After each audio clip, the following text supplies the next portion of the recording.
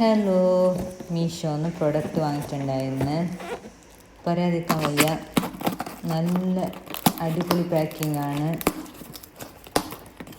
പിന്നെ സേഫ്റ്റി ആയിട്ട് വന്നിട്ടുണ്ട്. ഇത്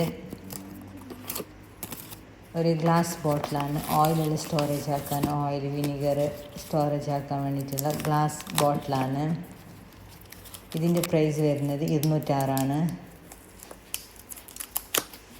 നല്ല പ്രൊഡക്റ്റാണ്, വാങ്ങേണ്ടവർക്ക് വാങ്ങാം. അടിപൊളി ക്വാളിറ്റിയാണ്.